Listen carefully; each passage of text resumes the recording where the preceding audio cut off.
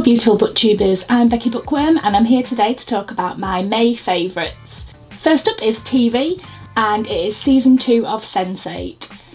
I've probably spoken about Sense8 before. It's by far one of the best TV shows I've watched in recent years. Season 2 has recently come onto Netflix, so I binge watched that and I have to say it's absolutely fantastic.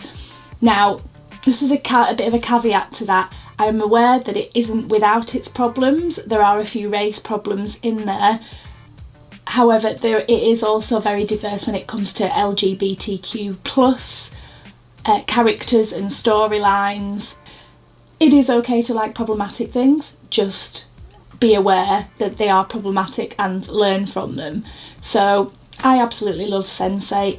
It's, for those that don't know, it is the story about 8 people who are all telepathically linked and they can sort of infiltrate each other's lives and take over each other's bodies and help each other through certain situations. I will link the IMDb page down below so that you can have a look at it, but it's just absolutely wonderful. It's beautifully shot as well. Some of the scenes that they have and the way that they shoot the action scenes of when all of the Sense8s are fighting together, it's just absolutely brilliant. I am really sad though, it has been cancelled. There will be no season 3 on Netflix. I think the best thing we can hope for now is that it gets picked up by a different TV channel, company, whatever they're called. But it ended on a right bloody cliffhanger, which is so annoying. Also, I wanted to give a little shout out to Psychoville. I've started watching that again. I think I'd watched 4 or 5 episodes, but I've never completed it. So I'm on a rewatch at the minute. And for those that don't know, it's by the same people that did League of Gentlemen, so it's dark and weird and they play a lot of the same actors play lots of different characters, and it's centred around a group of people who all have something to hide and they're all linked in some way but we don't know what it is, and it's creepy and it's wrong and it's gross and I love it. Movies, it was a bit of a light month for movies. I haven't had a lot of free time, and what free time I've had, I've either watched TV shows or I've been reading, but I did go and see Alien Covenant at the cinema, and while it isn't the best film I've ever seen, I did really enjoy it. I thought it was quite weak in some places, sort of some of the storylines. I don't want to spoil it, so I'm being very careful. But it was action-packed and I was pretty tense throughout the whole thing when I was in the cinema, so I guess that's the non-amazing but pretty good movie that I watched this month. Next up is podcasts. My favourite podcast from this month is Gastropod. It's all about food of all different types. They generally hone in on one certain aspect or one certain food, and they look at the science behind it and they either prove or debunk it.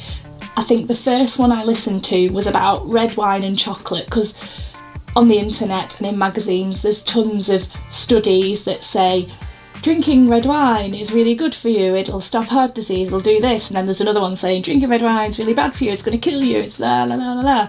And the same with chocolate. Eating chocolate every day is good for you, eating chocolate every day is bad for you. There's just loads of conflicting stuff. They looked at the science behind it, they looked at various different things and they broke it down to try and figure out which one is right. Is it good for you? Is it bad for you? And they do that with loads of stuff, and they do like origins of food and things like that. It's just really super interesting. Again, I'll link that down below. Next up is my favourite YouTuber for May, and that is Lauren from Lauren and the Books. Her videos are energetic, they're informative. She's got such a really casual, friendly tone with the camera. I just find her a joy to watch, and when her partner David is in the video as well, they're both really funny and cute how they interact with each other. They're just adorable, and we've got quite similar tastes when I think it comes to certain things, so I always enjoy watching their videos. Something a bit different is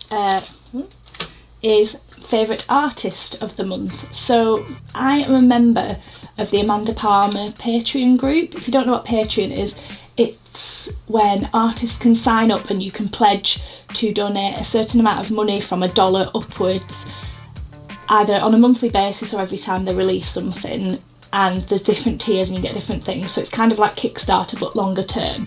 But I'm in this group on Facebook, and there's lots and lots of creative people, and one of them is Diana Tita. She does some beautiful, cute, lovely pieces of art.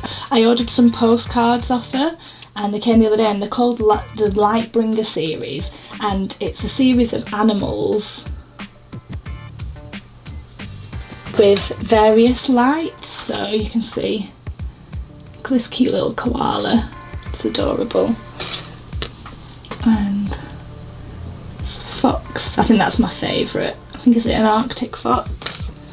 And this one's super cute as well. Let's a bit of light on it there. There we go. She does wonderful pieces. She does a lot of art on wood, I think, as well, and all different. She doesn't just do the Lightbringer series, she's got all sorts of different stuff. So I will link her Etsy store down below. It's absolutely beautiful, and various price ranges, so that's pretty reasonable, because I got the postcards, so they weren't that expensive. So I'm going to put those in frames and put them on my wall. And finally, I guess it's not a favourite, but it is my new favourite. I actually got a new tattoo last Saturday. It's been a long time coming. It was originally booked for September, and I'd booked in with a guy that I know called Dave Buick, who is also vegan like I am, because it's to commemorate 6 years of veganism. I wanted something that was kind of subtle without being too in-your-face vegan, but also to incorporate it, so I would always know that that's why I'd got it. So I will put a picture of it here. It took about 2 hours and it was quite painful afterwards, but it's healing really well now and I really love it. And Dave pointed out that obviously it's got the V in it, which is to symbolise veganism to me. He also put a unilom on there, which he said he doesn't usually tattoo those on people, because it stands for enlightenment, and obviously you should only be putting that on you if that's the case. But he felt like because it was to celebrate veganism and sort of compassion, he felt that was fitting. And he also pointed out that the tattoo is between my heart and my stomach, which I guess is perfect for veganism. So I'll stop talking about veganism now anyway. I absolutely love the tattoo and I will treasure it forever. So that is all my favourites for today. Do you have any favourites, or have you watched or seen anything I've mentioned in this video? If you have, please let me know down in the comments below. If you like this video, please give me a thumbs up and please hit the subscribe button, and I will be back soon with another video. Big hugs. Bye!